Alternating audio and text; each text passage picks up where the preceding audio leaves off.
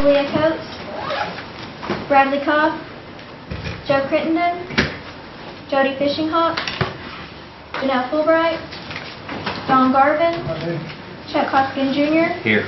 Hannah Glory Jordan, Present. Curtis Snell, Here. Chris Stokes, Here. Kara Callan Watt. Aye. We have a quorum. We have a quorum. The item for discussion and possible action of amendments to the election code. Jack, did you want to bring yours forward first? Yes, I will. I think everybody has a copy, right, of this Yes. constitutional amendment recommendation.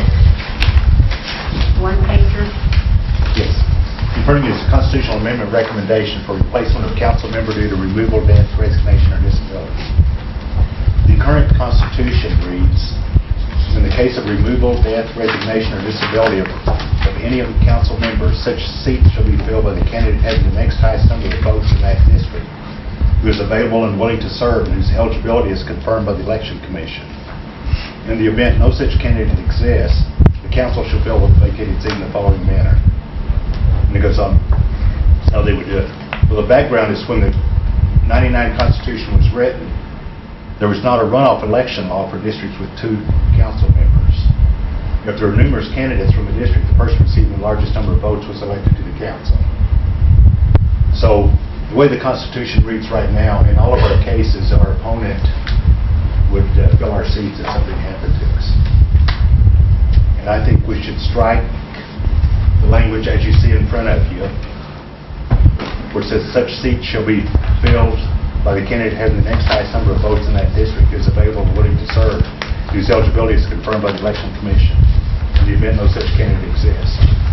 So by removing that, we leave in the case of removal, death, resignation, or disability of any council member, the council shall fill the vacated seat in the following manner. So, And Jack, just clarification or whatever, would it be a bad thing if your opponent ended up taking the seat? not necessarily. But I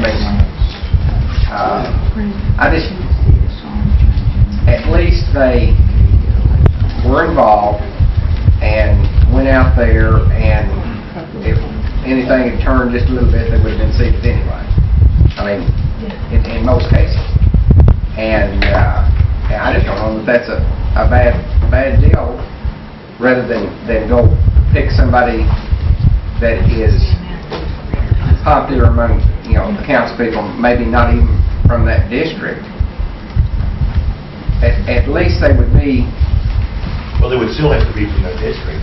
Well, I understand that, but I could see where the council might see somebody that the district would never elect, ever. And at least somebody that had put their name on the ballot and was, the next highest vote getter, at least the people that voted had a choice, and at least some of the people would have. I mean, some people would be happy, some people would be sad, but still, they put their name out there, and I just don't know if that's a terrible thing to change. I mean, to leave like it is. David, do you want to Yes, continue? well, I move for the passage of this as a recommendation. Moved in second, now discussion. Mr. Hembry?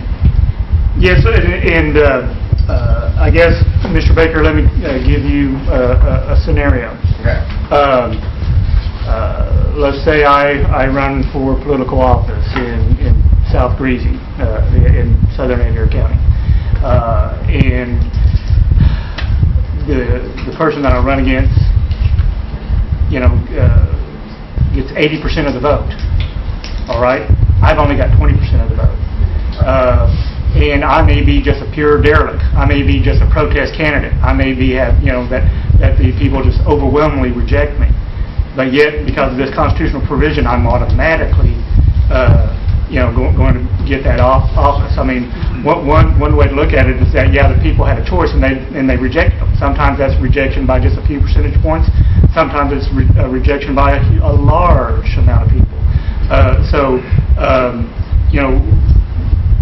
That's something that even when this thing was being, when it got passed by the Constitution Convention, I wasn't in favor of it because I thought, these automatic rules, can sometimes come back to bite you. And just because someone, I put my name out there, but if I'm the village idiot and I get 10% of the vote, I might, luck out because of a heart attack. I get, in office. So, but I mean, and I don't want to make light of it, but that is a scenario that needs to be considered. But even that same village idiot would have been elected if the heart attack happened during the election cycle. Yep. Yep. And I'm just saying, there has, and I don't know in the history of the Cherokee Nation that a village idiot has ever run for office. I want to go on record that they have not. My intent was not to disparage any candidate, past or present. But, my point is that, they signed up and they went out and got amongst people and I don't think you're going to find one where they only got 20% of the vote. The highest elected folks, it's not that way. And I'm just saying, we've looked at every election of everybody, and some had more astute candidates than others, but nonetheless, they put their name out there. They got the communities. They were involved. They wanted to be involved, and got out. And I'm just saying that I just really don't think that that's a terrible thing. And I realize that, especially where there's just two people running in the race, that hard feelings can take place and this, that, and the other. But hey, elections are over, and every candidate that ran had something to offer. But just basically let the council seat somebody that maybe never ran for office or never put their name on the ballot or never got out in the communities. I'd almost rather just stay with keep it in the pool of the folks that ran rather than go out on a limb and bless somebody. Thank you, Mr. Baker. Mr. Garvin? I concur with Jack. I think he's got a good idea here. I hope to talk to him about it. But I'm just thinking if you had two good thoroughbred racehorses, well, it would work in that case. But if you had a racehorse and a plow horse running, then it wouldn't work. Because what brings to mind Senator Bourne, Representative Bourne, he ran and somebody ran against him, but he didn't get hold of anything. And you sure wouldn't want him to be representative. He just didn't have any power, didn't have any, probably wasn't equipped to serve and run. But if both candidates were about equal ability, then this would work. But if they're not equal ability, it would be a poor choice to put somebody in there that maybe just got 10 votes. But I think the thought was good, but it just won't work. Thank you. Mr. Hoskins? I withdraw. I've looked a little closer at this and understand it a little better now. Thank you. Okay. Mr. Anglin? Thank you, Madam Chair. Well, I, for one, and I'm not sure how many in this room, but I have went through this process, this exact process at one time. And so I've experienced it, and I know exactly what it's like. And the way this is written, this is exactly how I got seated on the council, was because even though I was the very next highest vote getter in the election, it didn't have any effect. I was not an automatic shoo-in. And to come before the council at that time, seeking to be appointed to the council, I had two other candidates that came forward and submitted letters and everything to apply for the same seat in District 8. And where this works is because I was not an automatic shoo-in because of being the next highest vote getter, but the two people that came in to to try to get that position, that seat. It all took place right up here, and they'd never been to community meetings, they wasn't involved in any Cherokee Nation stuff. So that's where you weed them kind of people out anyway. It's coming in front of this council, because I have all the faith in the world in this tribal council of seating the right person. And to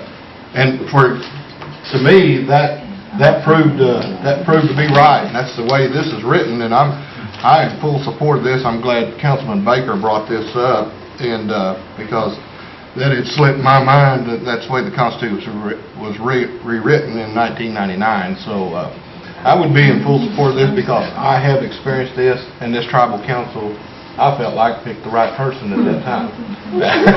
Roll your eyes, bat your eyes. But I thought the tribal council did a great job, and so I would definitely. I wouldn't support this altogether. Cut it way. I wouldn't have been an automatic shoe, and I'd rather came in front of this council and told what I stood for. Point of order, Madam Speaker. Is this to be a recommendation to go to full committee as part of our overall reform of the election? Okay. Mr. Baker? Yes, I was just going to point out that I didn't read the rest of this as how the seat would be filled. And it's by if a majority of the 4-year term remains to be served, the council shall authorize a special election in the district of the vacated seat to be conducted within 90 days. Now, if a minority of the 4-year term remains to be served, then the council shall elect a replacement. So there will be an election if there's more than half the term still left. Is that all, Mr. Baker? Yes. Ms. Coates? Yeah, I wanted to add, I will support this because to me it's not just a matter of a candidate being in there and putting out the effort or the capacity, the abilities of a candidate. You know, a candidate may have all of those things and has been part of it, but what people really vote on is a vision, right? Because they share sort of a vision or an ideological or a perspective of a candidate. And that's what they want represented. And if someone has been defeated already in a race and defeated perhaps by a wide margin, that pretty clearly indicates that they don't have the same vision that the people themselves have of how they want their official to be representing them. And so that's why I think on the face of things I would object to simply because somebody came in second in a race, despite the fact that they may have all the ability in the world, despite the fact that they may have put a great deal of effort into the race, they still may not share the vision that the majority of the people in their district have. And that's why they didn't get elected the first time around. And so I think that it is the most fair thing for accurate representation of the people's wishes themselves, to have the election provided that there is a significant portion of the term still remain to be served. Thank you. Ms. Fishing-Hawk? I'm going to wait for a little while. Okay. Any other questions, comments? I want to make sure I understand. This would be a constitutional amendment, so even though it might pass this body, it's just going to be put on a ballot, not a special election, it'd just be on another ballot. Well, I mean, we're not going to incur additional $200,000 election to try to pass this, right? Okay. Ms. I do have a Fishing-Hawk? question. It's going to be put on the ballot, and maybe I need to address this to you, Todd, about changing our new constitution so much in light of what's going on up in Washington. Because I know Tina, myself, and the chief had a talk a while back, and we raised all these constitutional amendment stuff that we've wanting to change. And believe it or not, the chief sided with us on this, on the fact that let's not change the Constitution, let's not be making a bunch of stuff until everything up in Washington settles down and, you know, another year or two down the road. Well, and I think it's important to point out is that we're at the front end of an election reform process. We're not going to have an election for another 3 years. And what this would end up being, you would if this was a will of the council, it would be introduced as a resolution to be placed on the next ballot. Now, there are some things that I've been contacted by a number of people about amendments to the Constitution. Term limits is one of them. This would be another, in possibility of staggered terms for, chief, deputy chief. So, I mean, there's a number of issues that need to be done. But we're still 3 years out. So what I'm saying is that hopefully our problem, and I'm sure one way or the other that our problems on Capitol Hill are going to be resolved in the next 2 years, and that we should be able to have this and other constitutional amendments, uncontroversial constitutional amendments, put forth to the people. I don't perceive this as a controversial amendment. It's not dealing with anybody's rights or privileges. It's just a method of choosing a replacement. But at any rate, I guess I say that to say this, that we're still early in the game, and that what would come out of here would be a resolution calling for a constitutional amendment. And one more thing, could you research for me how often the United States Constitution gets changed? I'm kind of curious. Not very often. Not very often. Could you research it? As a matter of fact, only, 26 times? 26 times in the last 200 and... Once every 10 years on average. Someone do the math on that. We appreciate your optimism, Todd. If nothing else, I am an optimist. Mr. Baker? Julia was, pointing out, but, the thing is, if more than the 4 years is left under the present deal, there's an election. I mean, if there's more than 2 years.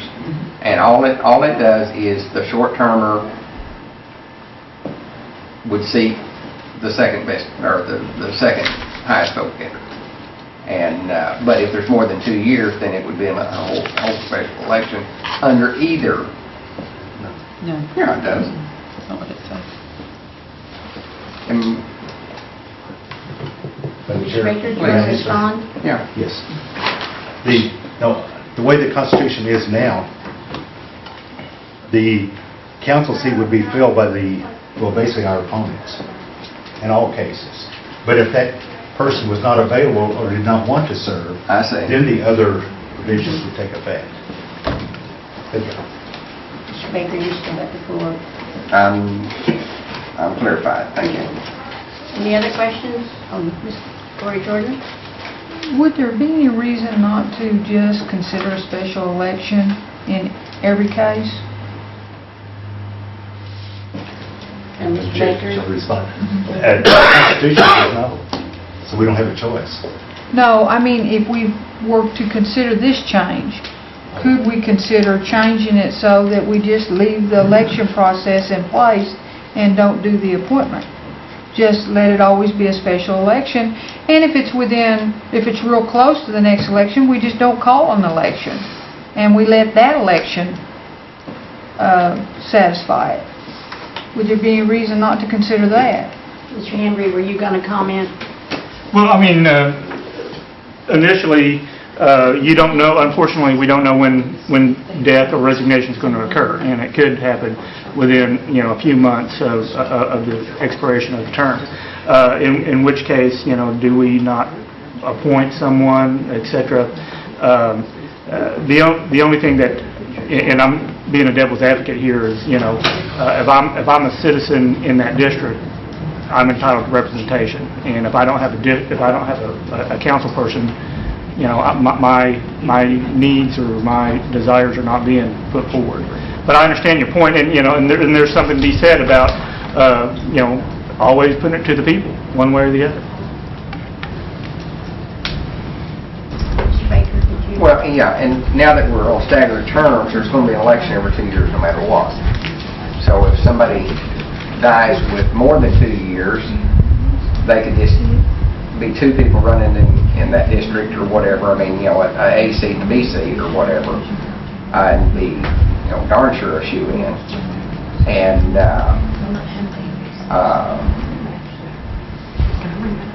but anyway.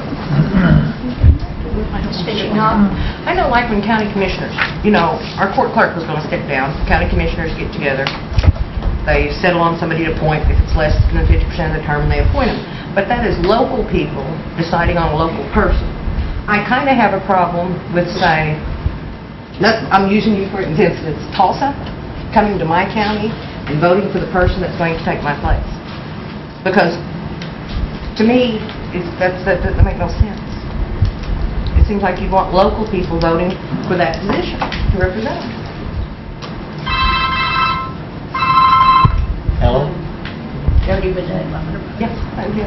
Mr. Hoskin and then Mr. Crittenden? Thank you, Madam Speaker. And I'm not aware of any other jurisdiction that does it the way that our Constitution has.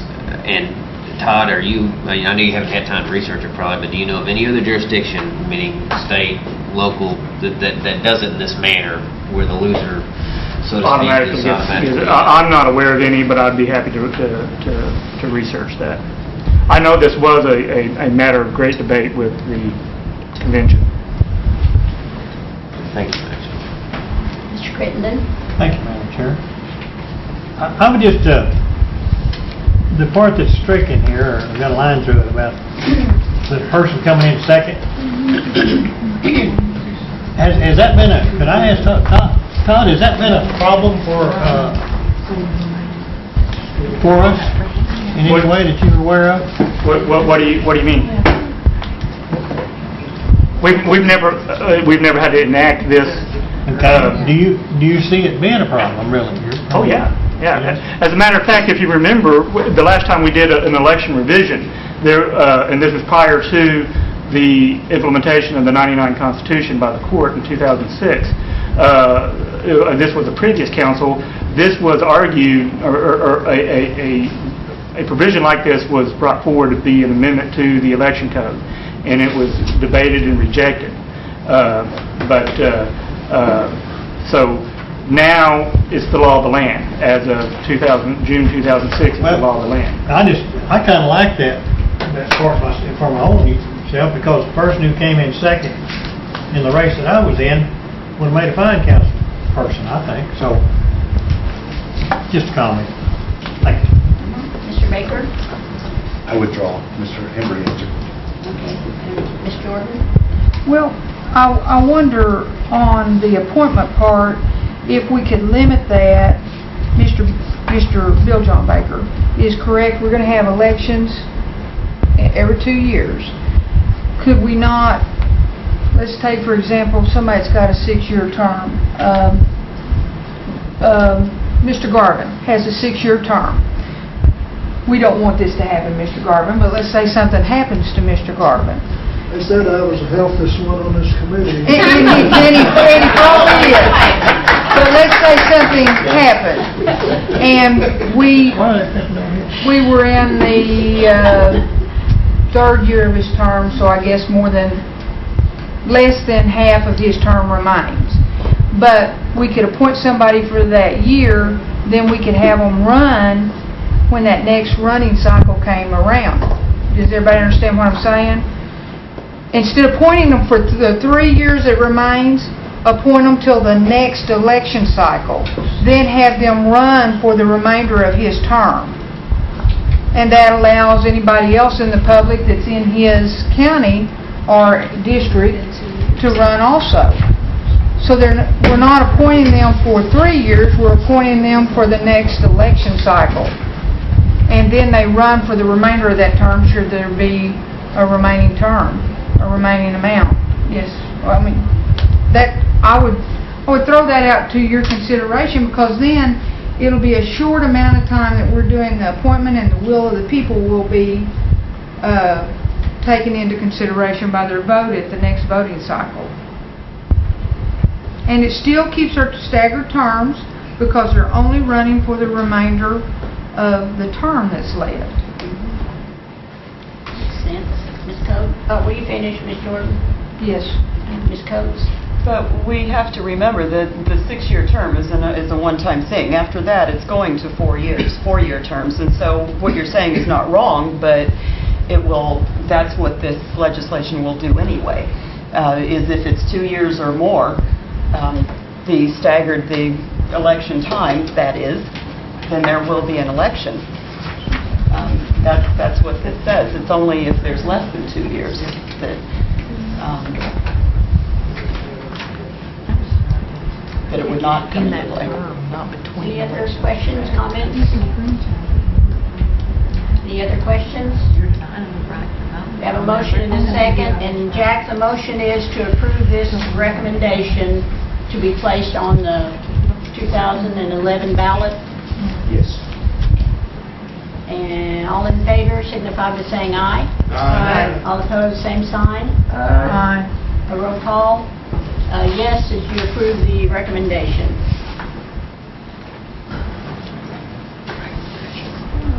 Janelle Fulbright, Yes. Don Garvin, Yes. Chuck Hoskins Jr., Yes. Tina Glory Jordan, No. Curtis Snell, Yes. Chris Stokes, Yes. Tara Cowan Watt, Yes. Bill Anglin, Yes. Bill John Baker, No. Jack Baker, Yes. Harley Buzzard, Yes. Julia Coates, Yes. Brad's absent. No, he's here. He's here. Oh, Right here. Brad DeCobb, Yes. Joe Crittenden, No. Jody Fishinghawk, No. Meredith Bradley. Yes.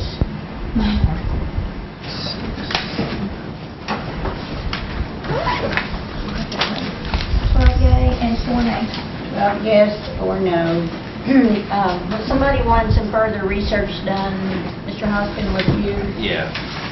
Todd, did you make a mental note? Yes, the research question is what other jurisdictions of any employee that are present constitutional method of choosing a counselor replacement?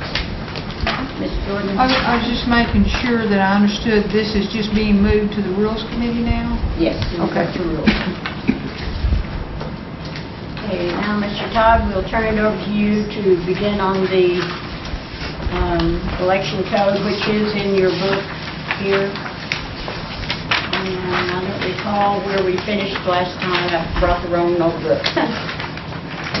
Well, I have received many different recommendations and have started the task of incorporating those. Obviously, tonight we will know if we're going to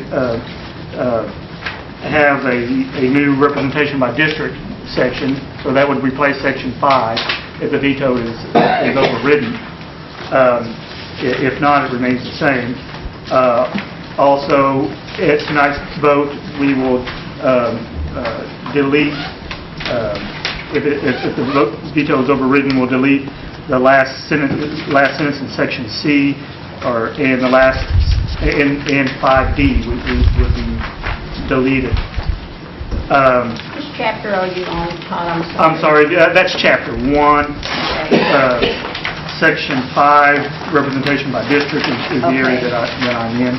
I'm sorry, I didn't catch all that. If it should be overridden, you're saying we would delete the last sentences of 5C, Right. right?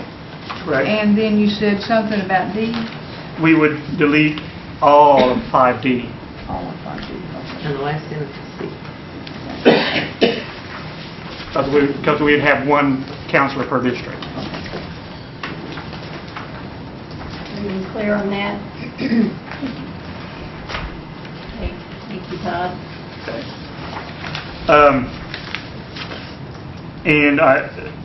Beginning with Chapter 2, Section 11, and I apologize, they're at my office and my secretary is absent here today, or I'd have them emailed. I proposed an amendment based on Mr. Bill John Baker's recommendation about the holdover clause, and those are just simple, that the election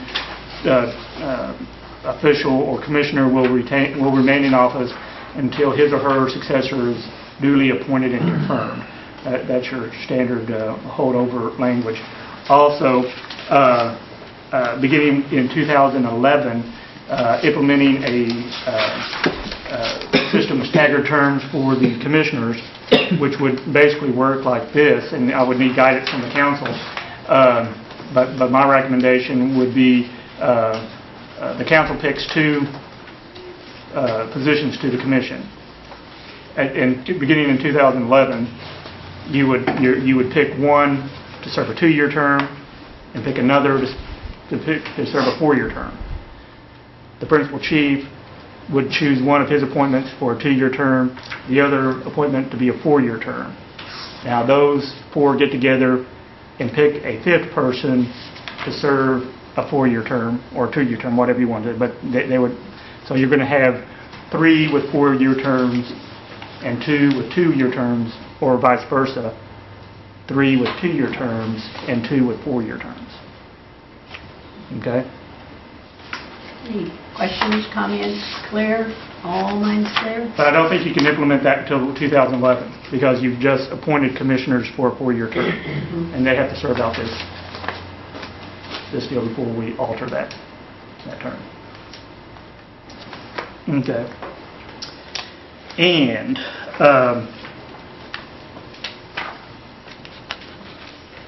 the only other changes in section 11 is just turning Supreme Court into, or Judicial Appeals Tribunal to Supreme Court.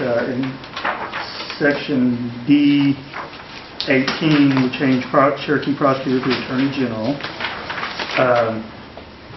One question I had on the section 11 D7, if we could turn to that and look at that duty of the Election Commission, and this is something I wasn't clear on.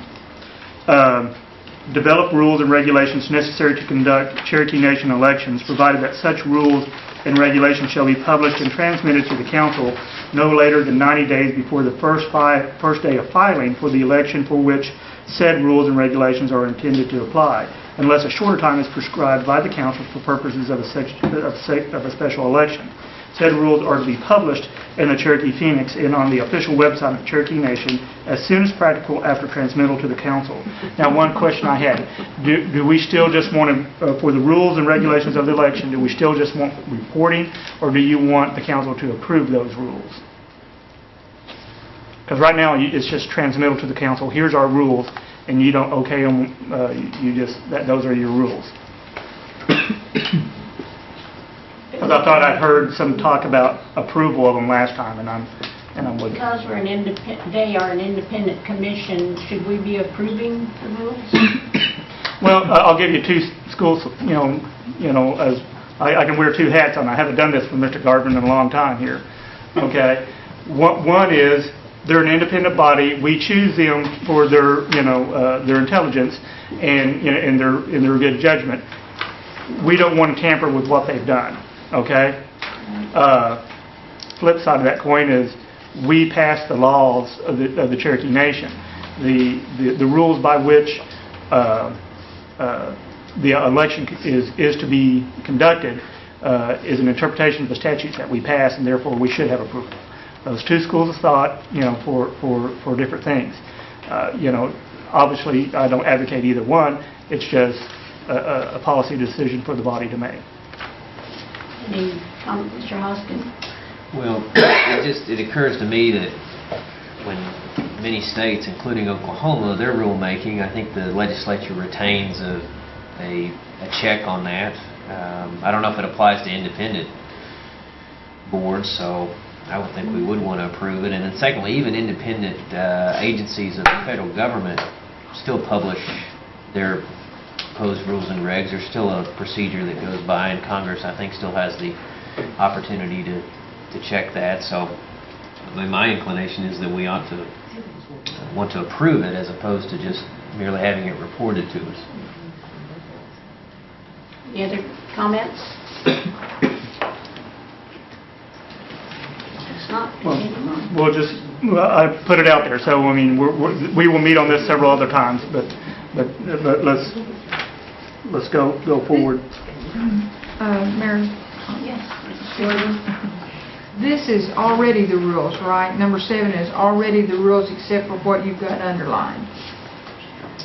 No, actually, what is underlined was a previous amendment. So that is all. That is the current law. This is the rule now. Yes. Was this the rule in the last election? Yes, it was. Okay.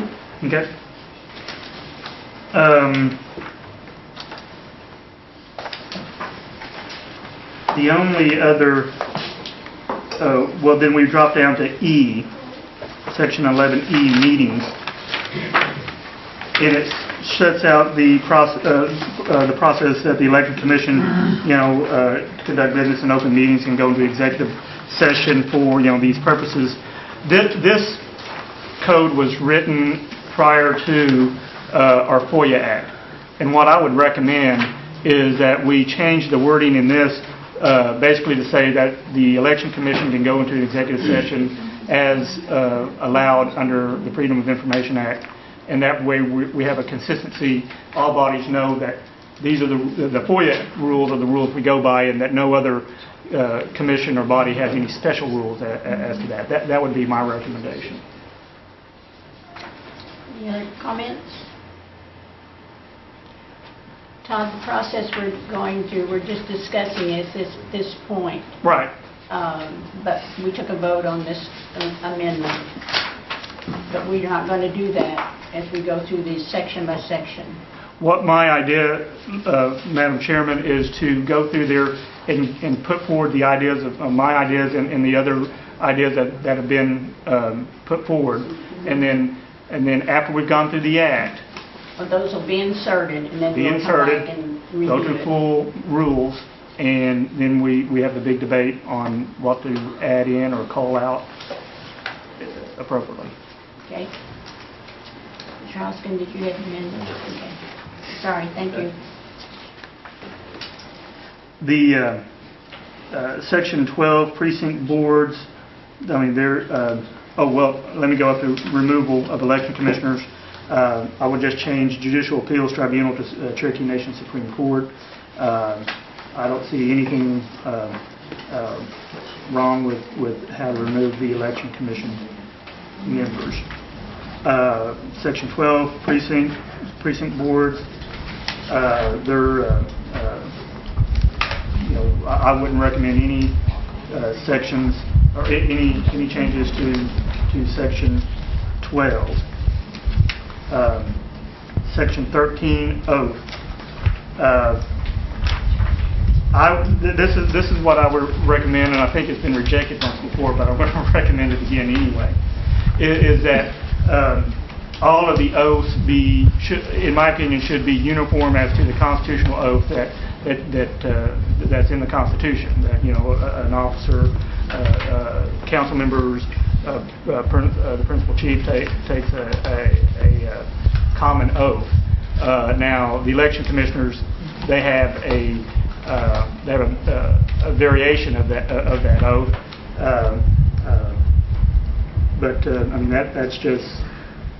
That's just my idea. If you want to keep there's absolutely nothing wrong with the oath. I just, in some cases, would like to see it uniform. Election service office, there's nothing that would be in there. The staff or the administrator will be the same. Chapter 3, eligibility to vote. This is something that I would want some guidance from the council. Now, I've prepared an amendment to Section 21A, which would add a new number 4 after number 3, and it would state that if you have been convicted of a felony without receiving a pardon from any state, convicted of a crime in any tribe, if you've been convicted or pled guilty or no defense to a felony charge under the laws of the United States of America or any state, territory, or possession thereof, or convicted of a crime in any tribal court of any federally recognized Indian tribe that would be considered a felony in state and federal court, you are ineligible, without first having received a pardon from the appropriate official, you are ineligible to vote. I.e., if you're a convicted felon, you can't vote. Jordan? Was that a problem in the last election? Well, I'm just trying to find out, because we don't have felonies in tribal court. We don't have felonies in tribal court, so we're relying on other jurisdictions that have convicted our people as to that they found a factual basis for that conviction. And I'm just wondering, was that a problem last time?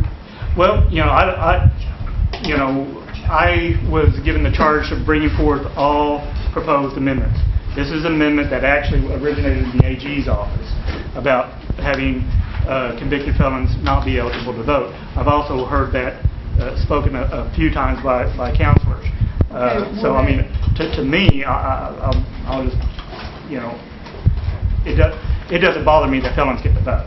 Well, my question, I guess, goes to this. How will we determine that? Is that going to be self-reporting? Are we going to run every name with social security number and birth date through the federal records, the state records of every state? I mean, how are we going to police it? I would assume that we'd police it just like the state of Oklahoma, you know, would police that, or, you know. And how do they police it? I don't know. We'd have to find out, you know. But I do know that you're not eligible to vote in Oklahoma being a convicted felon. Do we invalidate an election if a few of them slip through and we discover it? I mean, how do we do that? Jody, she has the floor. I mean, does this lead to an invalid election if a few of them slip through?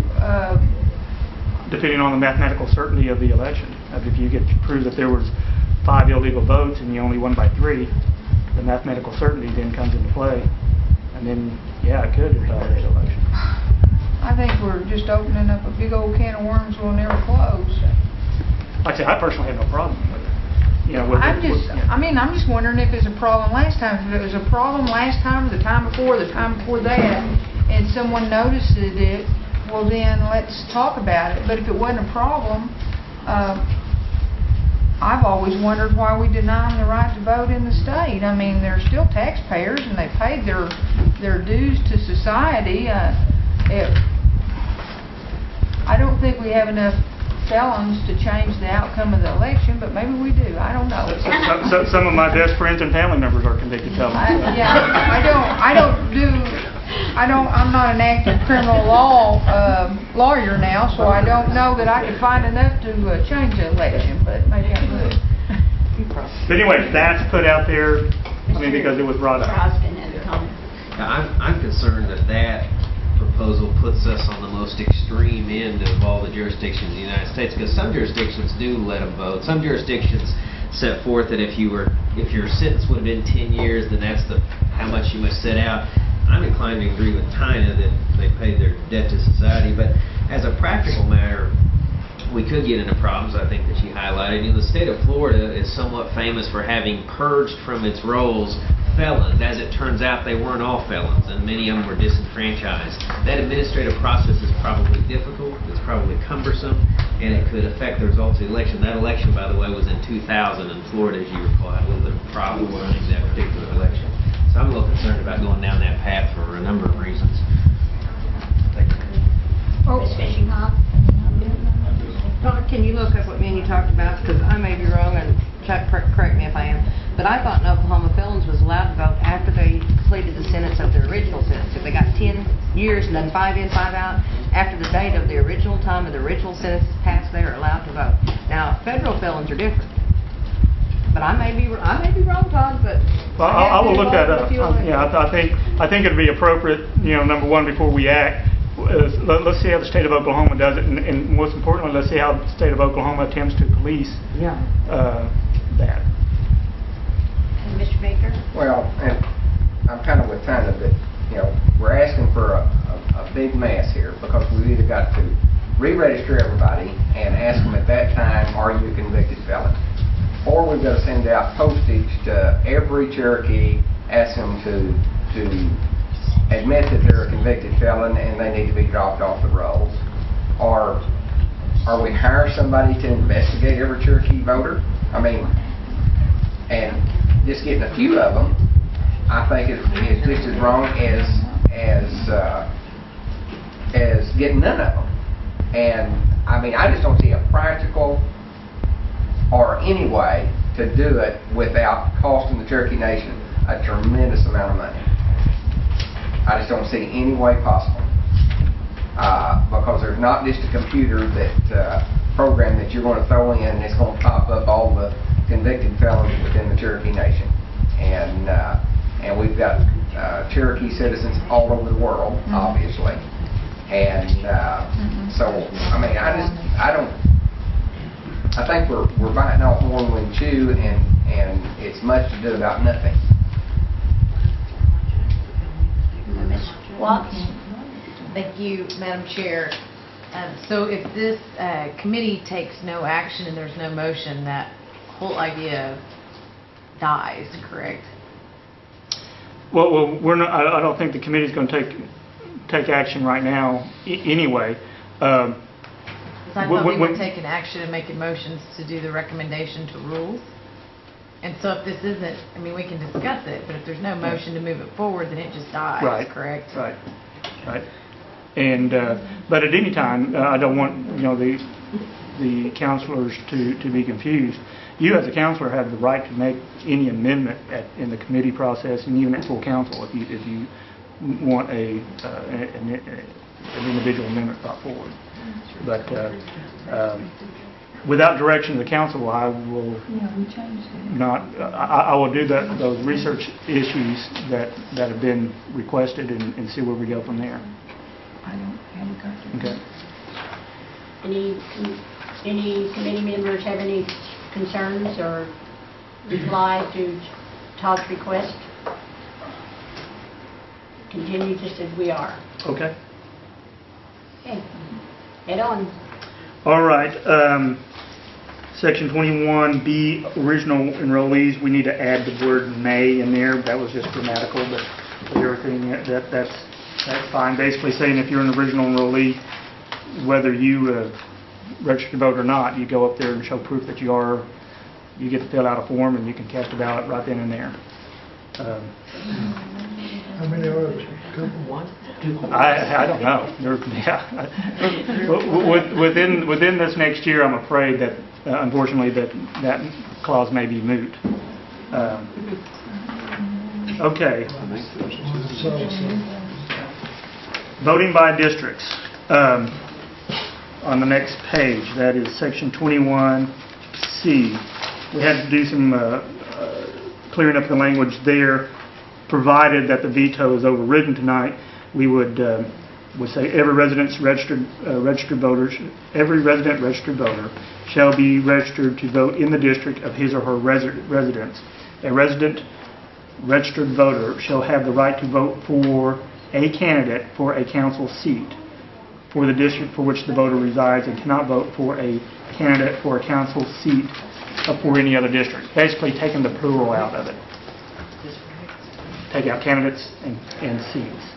So it would all read in the singular. Number 2, we're going to have to rework. Now, I would recommend changing the term non-resident registered voters to at-large registered voters. I think that's using the same language that the 99 Constitution uses. They use the term at-large, but I would defer to our at-large counselors. What do you all think about that? Non-resident or at-large? I think this whole number 2 can just be taken out because the Constitution itself directs what at-large voters must do. Mm-hmm. So for us to come in and say something different legislatively is that... You're kind of jumping ahead of me because Okay. I was going to say what I was going to recommend is replacing number 2 with what the constitutional language says. Yeah. Mr. Baker? No, I agree that it should be replaced. And by replacing it, then it adds the at-large. Yeah. Yeah. All right.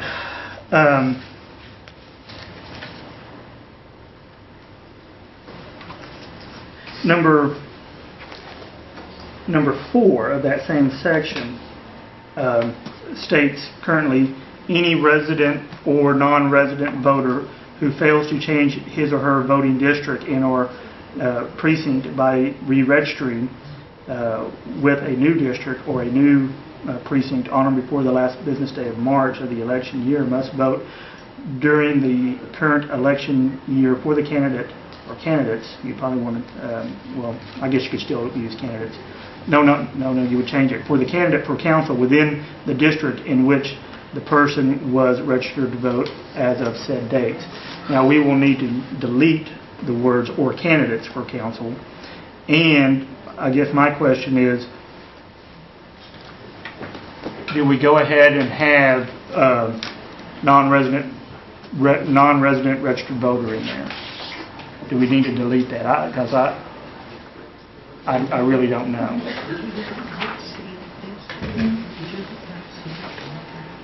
Mr. Baker? And I assume this is moot on this first election because they're going to be sent something telling them where they're registered to vote. Let's say that again. Well, the only way they're going to divide the districts into 15 seats is to go through and say, okay, you're not District 1 anymore, but you might be District 1 and you're District 2. Mhm. So they're going to decide it for them. Yeah, this initial election. Yes. I would foresee that happening. And But in the future, if I move to District 4, I'm going to need to re-register in District 4 right. prior to the last day of March. or I have to vote District 1. Now, I guess my question is for non-resident or at-large voters, do we even need to have that in their provision? Because you're never going to go to another district. They Another can't. district. Yeah. By Constitution, Yeah. they can't, so that should be removed. Yeah. So you're suggesting that we omit non-resident? Yeah, and candidates. In number 4, was that right? That's correct. Now, time out. Is that really true, Todd? Let's say that I live in Tulsa, and I'm an at-large voter, but I moved to Cherokee County. At that point, I can re-register as a citizen within the 14. But you would Wouldn't it- You would have to do the same thing if you lived in Sequoia County and moved to Cherokee Absolutely, County, but though, right? he's saying, let's not deal with that large, because they have to stay where they are. Well, they really don't, because if they move across the line, Right. then they're an at-large voter. Yeah, today. I wrestled with this, so that's why. And, but if they move within the 14, then they can upgrade.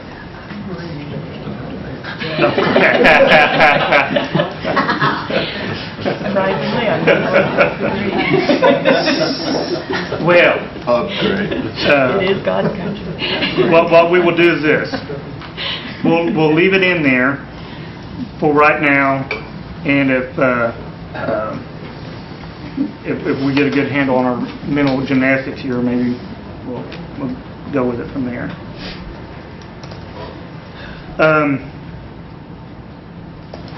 Moving right along, section 22. I'm sorry, Ms. Jordan. The time is now 4 o'clock, and I think there's another meeting at 4, is that right? That is. I move that we stop the process at section 22 to be brought up for another date at that time. So you're making a motion Second. to adjourn. Yeah. All in favor, signify by saying aye. Aye. All opposed, same sign. That was exactly what